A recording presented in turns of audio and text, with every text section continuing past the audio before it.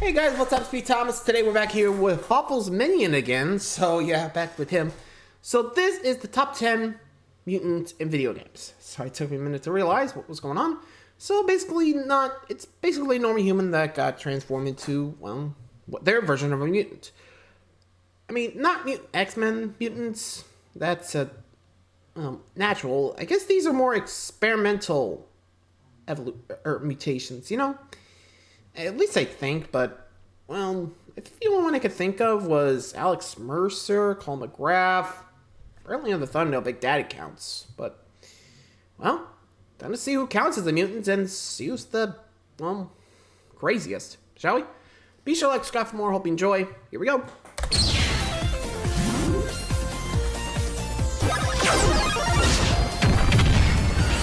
And here we go.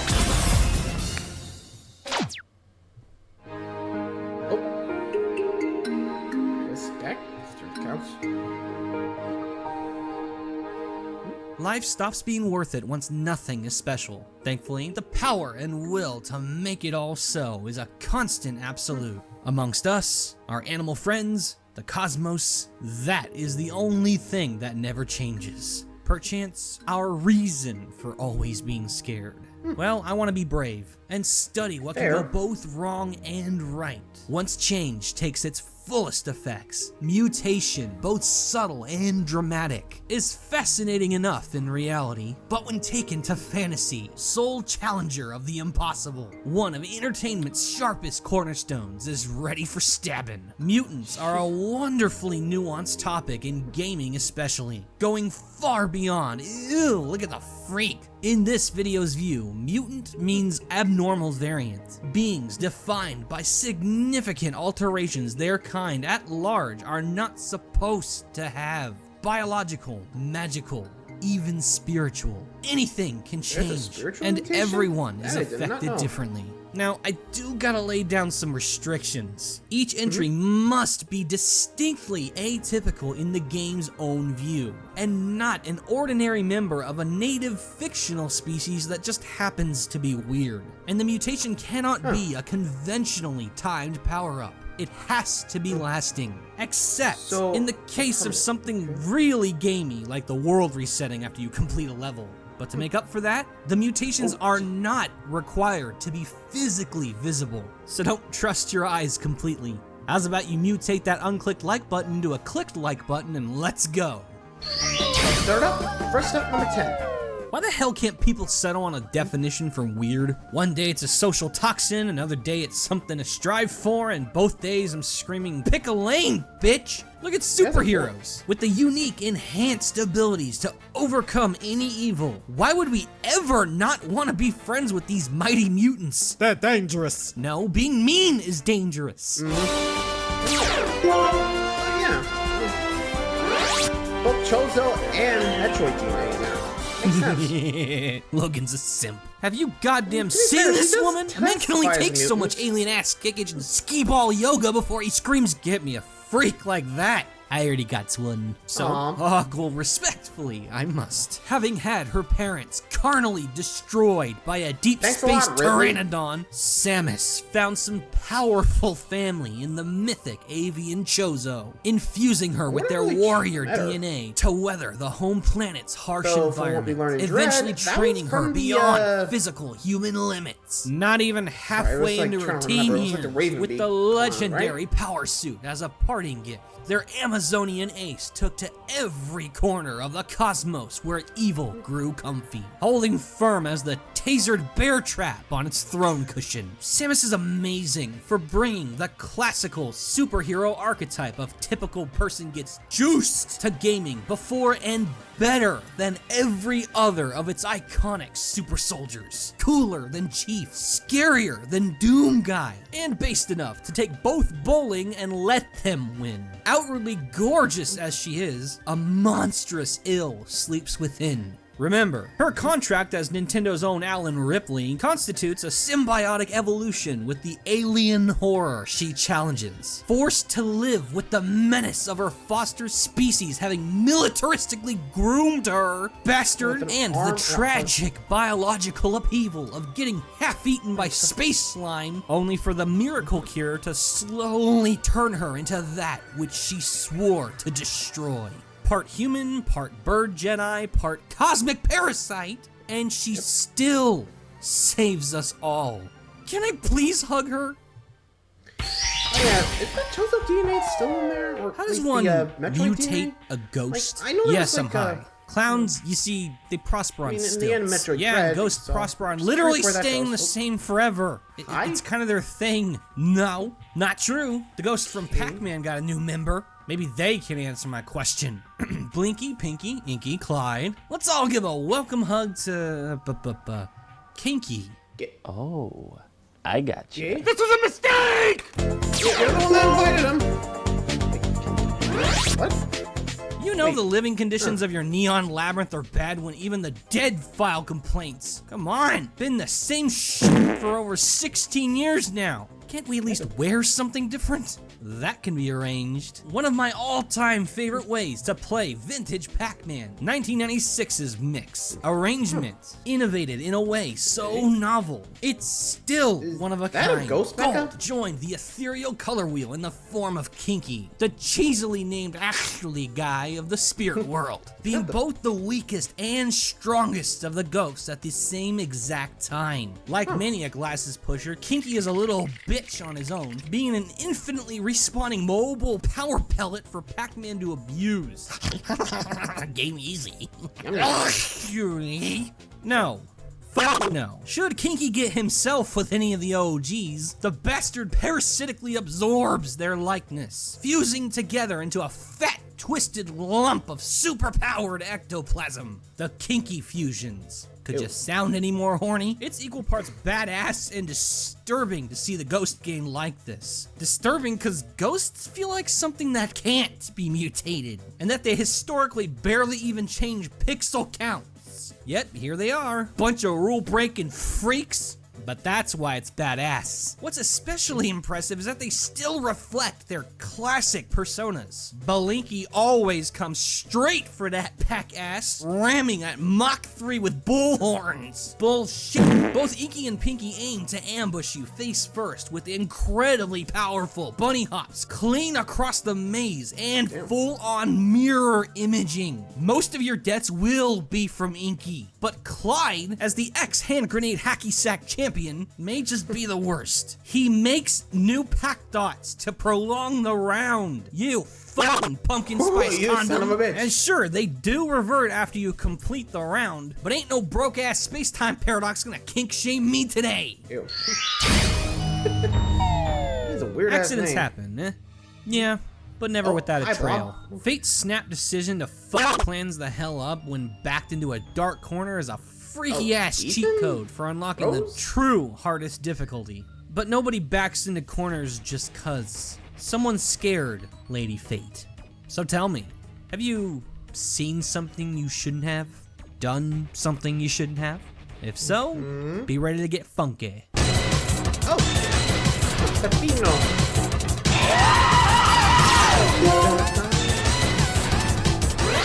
What the fuck be upon ye? You played Pizza Tower? He played Pizza Tower. Oh, I played Pizza Tower. The Ren and Stimpy Commission caricature of Grandmaster Wario Land 4 may not itself be a fake-ass cutout that makes you want to cut out your eyes, but if you close them, as human bullet trains go, real Pepino was oh my godly enough, but one hingeless bastard's attempt to shamelessly rip him off raised hell on earth faster than Doom Eternal yeah, for just 15 look at bucks. all that. Fake Pepino is freaky. This meth hallucination given flesh comes out of nowhere, interrupting your epic post-rave parade with a casual self-decapitation. It's terrifying. You enter the boss door and oh, what?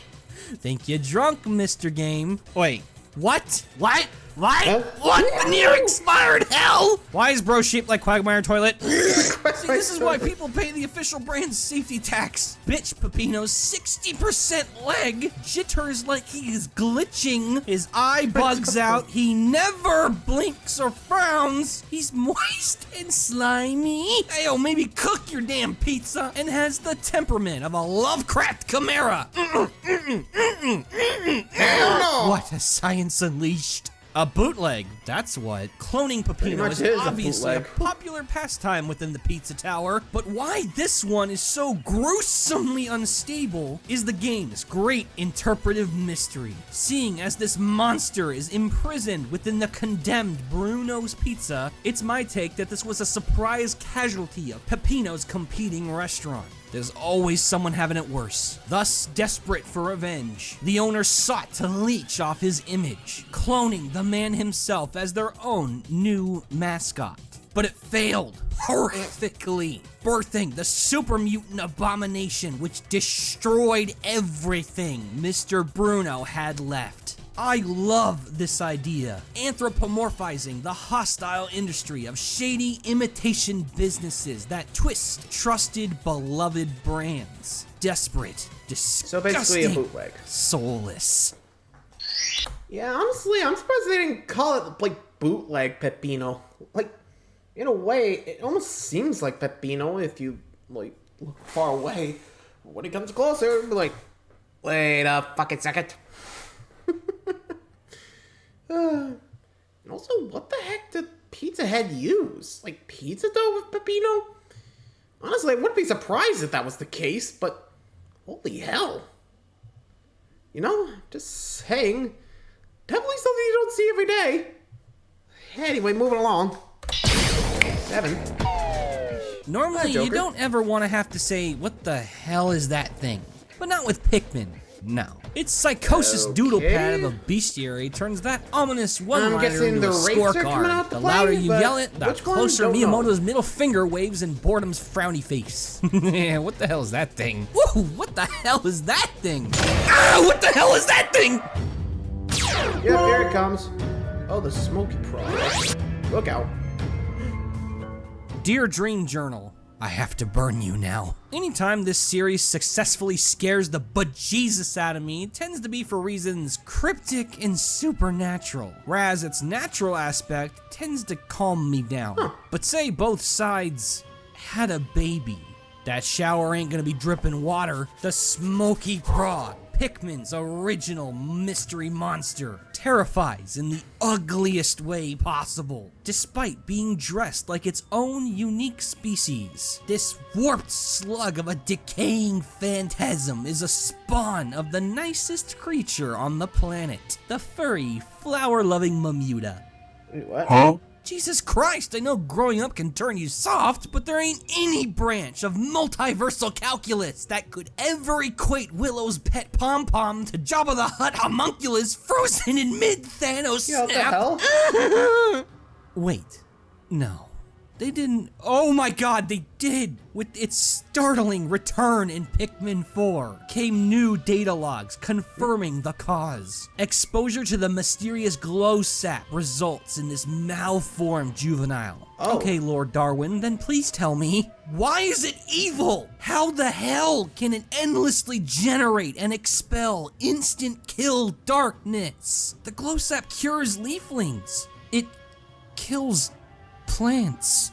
That stuff's herbicide! This poor baby Mewtwo ain't just deformed, it's dead! Yes, I legitimately think this was the creative team's take on stillbirth, exploring the mortifying science of chemical mutilation and tragic birth defects, with its ghostly form, access to gloom, and how it specifically tunnel visions both living Pikmin and the Luminals. Reeks of a vengeful spirit, or as Dalmo theorizes, even scarier, a plea for help. Ow, how could he Yikes! that Okay, thing? we'll put you in misery. Yikes. Whether you choose to believe Bird we're Box. animated statues of meat, the center of all meaning, or fancy the taco girl as your ethical consultant, I don't think anybody will deny the body is a temple, in which the Resident Evil villains peel off Indiana Jones' face meat, slap it on like it's their own, and pillage that bitch like a ferret in underwearless pants. Almost everything that moves in this damn series is a mangled casualty of depraved bioscience. So it's all a matter of which of its freaks freaked me out the hardest. I'll take Mexican Cronenbergs chanting church hymns for 20, Alex. Or 60. Definitely 60. Holy shit! RE4's Las The Plagas. Illuminados took Umbrella's billboarded motto of, yeah, human flesh is Play-Doh now, and made a religion out of it.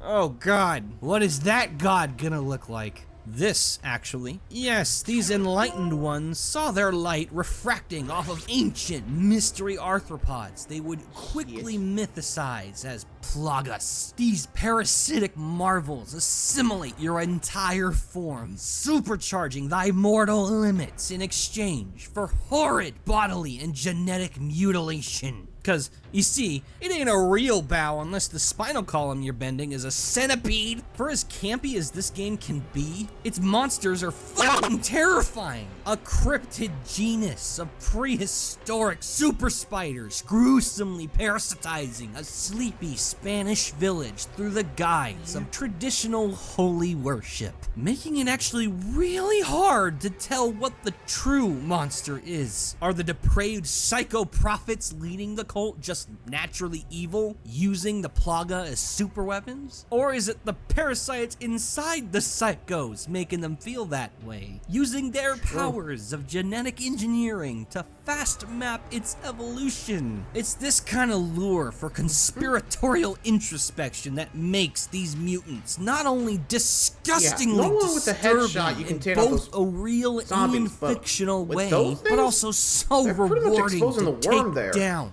It's heartbreaking to see residents of an innocent rural community be consumed by evil of any kind, much less Clive Barker spaghetti, blasting the bodies that were taken from them to pieces. It's like setting them free. God's inside you, huh? Well, I hope he likes lead, because that's what he's gonna get. Pretty much. Probably. If it doesn't scare you, it ain't personal. Catching the late night freak show on your pair of binoculars is one thing. Being real, your heart can only juggle so much. But threatening you with the idea of a friend changing? Kirby? So, Mr. Cameraman, how do you Bad feel warp? about interdimensional warping? Bad? Bad horrible. Oh dear. Magmore Max. Another day, another reason to Bug love Fables. Bug Fables. It being the dead ringer for vintage Paper Mario made us cultured kings, queens, and So, none-betweens our all friends here? catapult our wallets over. But it was its Before, let's awesome see. main trio that made us yell, "Keep it! We got Truck Freak, Crazy Ass." And also Kabu and V. Yeah, Leaf, Dry Ice Incarnate, is whack as fuck, and I am here for it as much as they are for him. The true embodiment of cool story, bro. The scarred wings of this blue Oni moth flap to the sound of almost intelligible radio static. At first, he's just kind of weird and misplaced, substituting we for I whenever he talks, and conjuring ice magic without even knowing how and why. But then you pick up faint signs and try desperately to hear more. He knew the current queen's grandma? Hey, that boss looks familiar. Tendrils? Tendrils? Tendrils! What is going on? Realizing the main story never tells you why, you scour the side quest and discover what the best of them all has kept secret. Leaf died ages ago, his corpse having been dragged to an illegal laboratory by the Roaches, Bagaria's ancient advanced progenitors, as a victim of their grisly immortality experiments. The hyper-infamous cordyceps fungus, the very same parasite which devoured Parasect, rose the moth from his flame. A full lifetime later. Bugs don't fuck around, man! The power of this revelation still pummels the everlasting me, twisting sapling, the RPG cordyceps, pretty cliche sure. of amnesiac stranger with the scariest phenomena to plague the insect kingdom. Damn, Leaf was already my favorite, but his dark fate slams complex feelings on the table. Was the friend I made just a delusional parasite? Or is the cordyceps just life support and all our memories still matter? Or both? It's that age-old vibe check. Would you still love me if I was a worm? Would you still be you? Yes. Well, then this ain't really a question, is it? Being a magic zombie logically dances with the horrors of immortality, like your family and world dying without you. But it almost doesn't matter. Leaf's new friends, the new members of his old family, they accept him. They all love him, like nothing ever changed. Amen. Can something really be weird if everyone does it? Nah, don't worry. Pissing in the shower and buying Apple products is all part of evolution's 50 million year plan. Ah yes, the E word. All it took was for one dude to say, damn, them banana numbers look familiar, for mutation to be acclaimed as life's cheat code, so long as it's typed real slow. Yeah, I got a month. That's slow enough. No. Uh-oh. Oh, right, Mewtwo. Makes sense.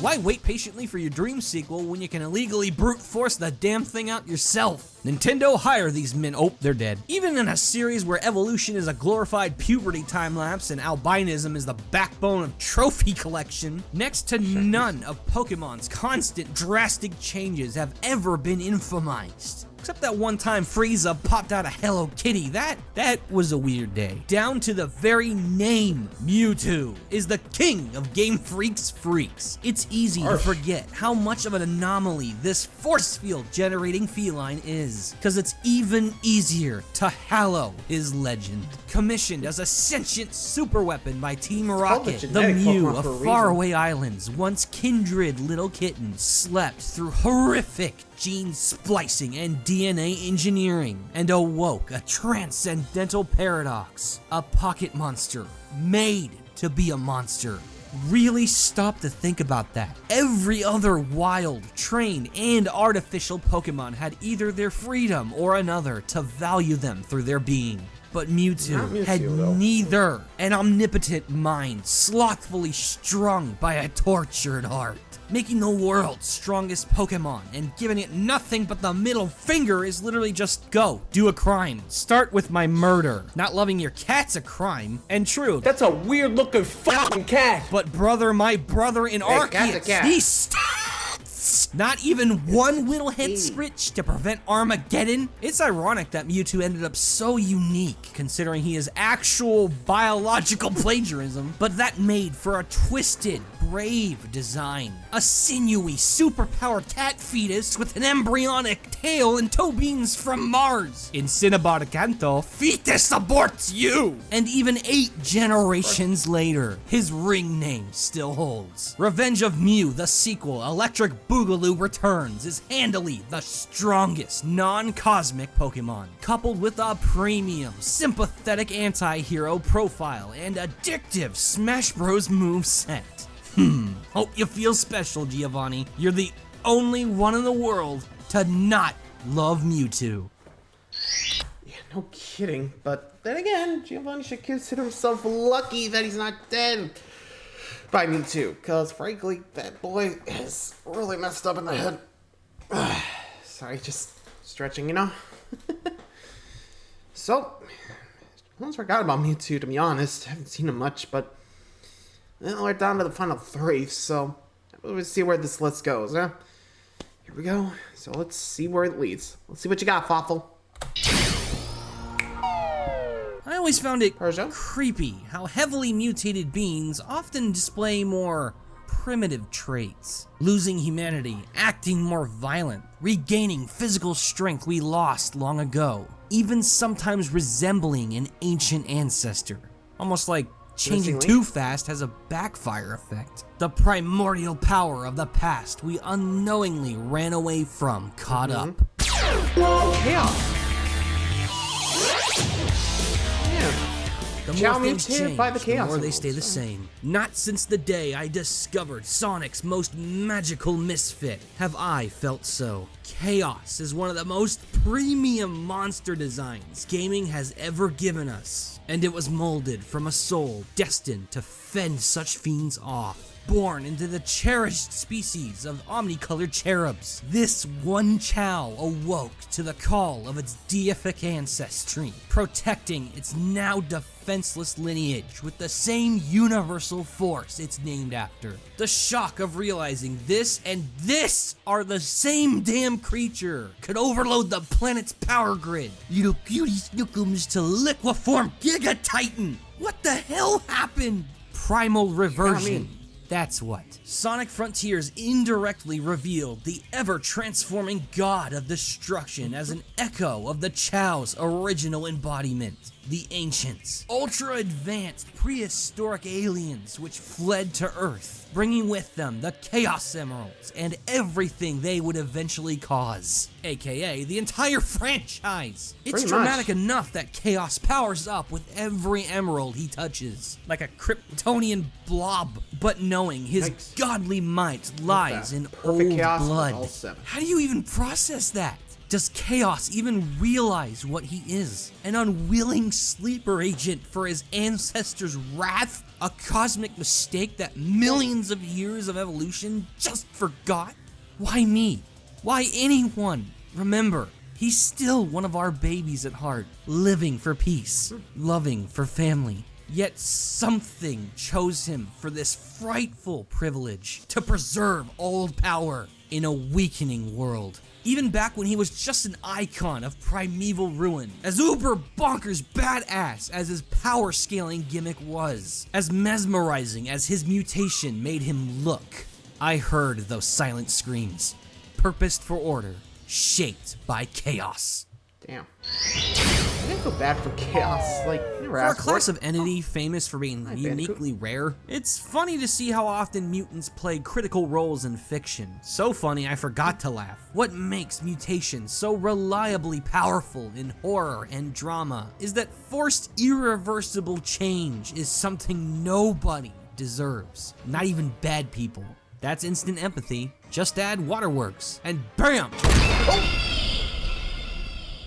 Hi, Big Daddy. Such a gulp. Thanks. Being scared for someone's life, even someone who doesn't exist, oddly makes you feel more alive. The pelagic magic of BioShock is cast in service of survival by 3 very special men.